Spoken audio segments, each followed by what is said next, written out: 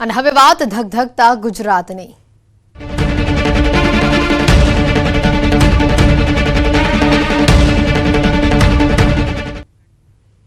સુરતના બારડોલીમાં પારો 38 ડિગ્રી પર પહોંચ્યો। બારડોલીથી ન્યૂઝ 18નું ગ્રાઉન્ડ ઝીરો રિપોર્ટિંગ આપણે બતાવી રહ્યા છે। પારો ભલે 38 ડિગ્રી પર હોય, પરંતુ બફારાના કારણે લોકો ત્રાહિમામ પોકારી ગયા છે।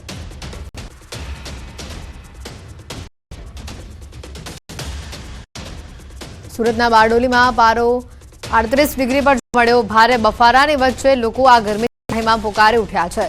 લોકો હાલ ઠંડા પીણાનો સહારો લઈ રહ્યા છે।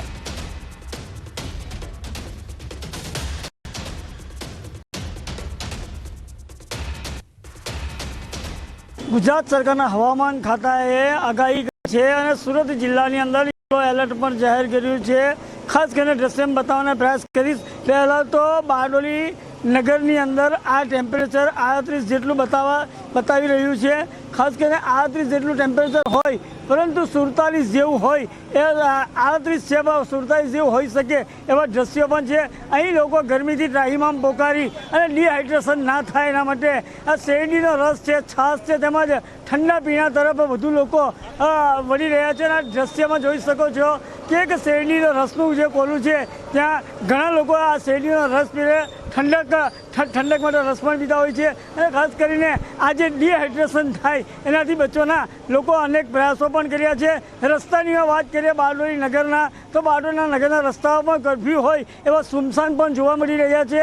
અને ખાસ કરીને આ જે સુરત જિલ્લાના જે 8 તાલુકા છે તેની અંદર સખત ગરમીને ધ્યાનમાં લઈ હાલ રસ્તા પર પણ જે ટ્રાફિક તમે જોઈ રહ્યા છો, ટ્રાફિક પણ જે રોજિંદો ટ્રાફિક હોય છે એના કરતાં ઘણો ઓછો ટ્રાફિક જોવા મળી રહ્યો છે। ખાસ કરીને ગરમીની અંદર લોકોને સરકારી વહીવટીતંત્ર પણ કહે છે બિનજરૂરી કામ માટે ઘરમાંથી બહાર નહીં નીકળવા માટેની પણ સૂચનાઓ આપવામાં આવે છે। અને ખાસ કરીને આજે ગરમી વધારે છે જેને લઈને લોકો ઠંડા પીણા, ડિહાઇડ્રેશન માટે જે ગ્લુકોઝ જેવા વસ્તુનું પણ સેવન કરે એવું એ કરે તો ડિહાઇડ્રેશનથી બચી શકાય એમ છે। કેતન પટેલ, ન્યૂઝ 18 ગુજરાતી, બારડોલી। રાજ્યમાં અંગ દજાડતી ગરમીના કારણે અનેક શહેરોમાં હીટવેવની આગાહી કરાઈ છે। ત્યારે રાજકોટની અંદર દિવસે 39 ડિગ્રી તાપમાન પહોંચ્યું છે। ત્યારે શહેરના રસ્તા સુમસામ ભાસી રહ્યા છે। લોકોને ગરમીના કારણે બહાર ન નીકળવાની પણ તંત્ર અપીલ કરી રહ્યું છે।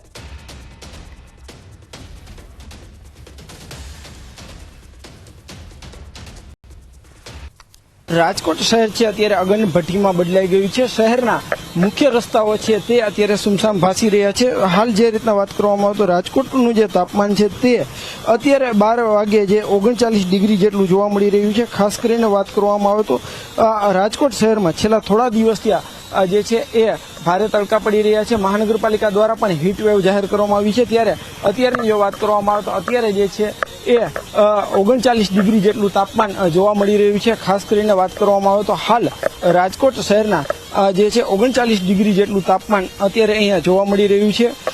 રાજકોટ શહેરના જે અલગ અલગ વિસ્તારો છે ત્યાં પણ અત્યારે મુખ્ય રસ્તાઓ છે તે સુમસામ ભાસી રહ્યા છે। હાલ જે રીતના વાત કરવામાં આવે તો રાજકોટ શહેરનું આજનું જે મહત્તમ તાપમાન છે તે 43 ડિગ્રી છે।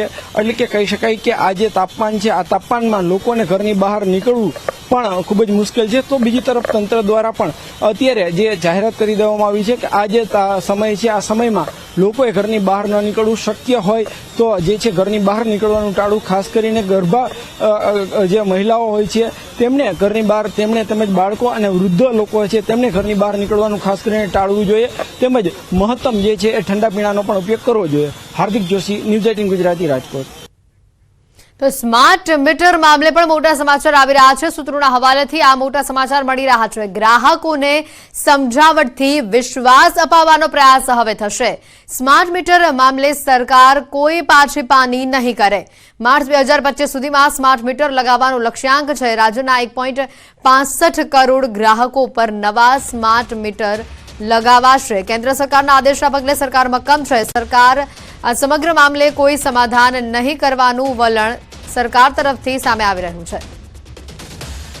ફોન પર સંવાદદાતા ગીતા મહેતા જોડાઈ ચૂક્યા છે। ગીતા, જે રીતની અપડેટ આવી રહી છે, ગ્રાહકોને સમજાવટથી વિશ્વાસ અપાવવા મુખ્યત્વે હવે પ્રયાસ થશે, વધુ અપડેટ શું? સ્માર્ટ મીટરનો જે પ્રકારે ચારેય દિશામાં વિરોધ થઈ રહ્યો છે તે વિરોધને લઈને ગયા અઠવાડિયે પણ ચારેય વીજ વિતરણ કંપનીઓ સાથે ઉર્જા વિભાગની બેઠક થઈ હતી.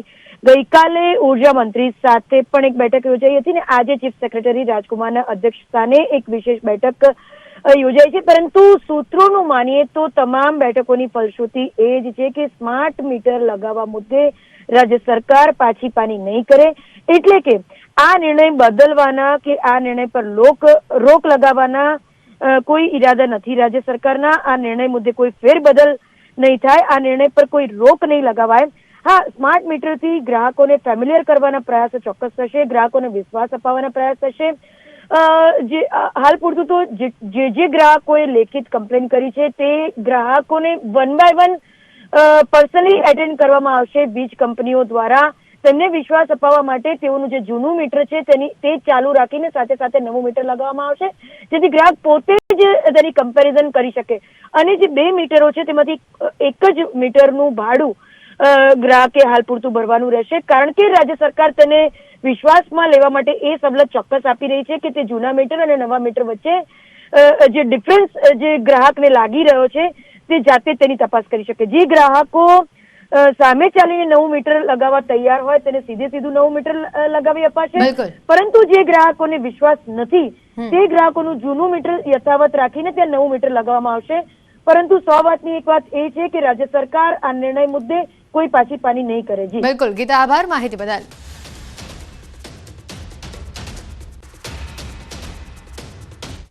સમાચારોમાં હાલ રોકાઈશું એક બ્રેક માટે.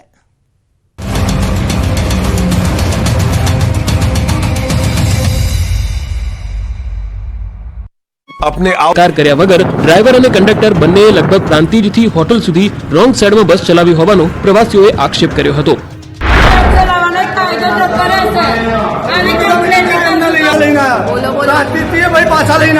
કેટલા kilometre? 25 kilometre. 25 kilometre. Wrong side લાયા બોલો. એ બી રોંગ સાઈડ છે, પ્રાંતિજથી હોટલ સુધી રોંગ સાઈડ લઈને આવ્યા ભાઈ.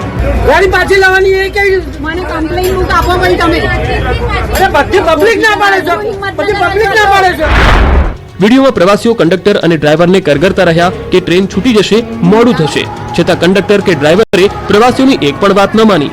આ મામલે પ્રવાસીએ એસટી વિભાગમાં પણ ફરિયાદ કરી હતી. વીજ ચોરીને અટકાવવા પીજીવીસીએલ દ્વારા સ્માર્ટ વીજ મીટર નાખવાની કામગીરી યુદ્ધના ધોરણે કરવામાં આવી રહી છે, પરંતુ સુરેન્દ્રનગરમાં લોકોએ સ્માર્ટ વીજ મીટર મુદ્દે હલ્લાબોલ કર્યો. અંદાજે 250 જેટલા પરિવારના લોકોએ ઢોલ નગારા સાથે વીજ મીટરનો વિરોધ કર્યો.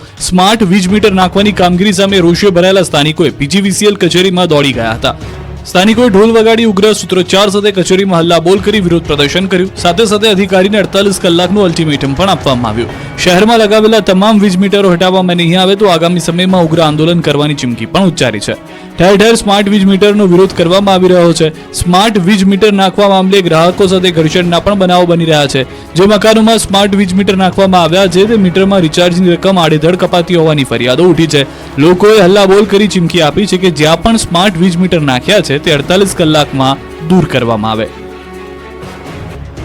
ઉનાળો અંત તરફ છે અને ચોમાસું બેસવાના ગણતરીના દિવસો બાકી છે. તેવામાં ગત વર્ષની જેમ આ વર્ષે અરવલ્લી જિલ્લામાં સબસિડીયુક્ત બિયારણ સમયસર ન મળતા ખેડૂત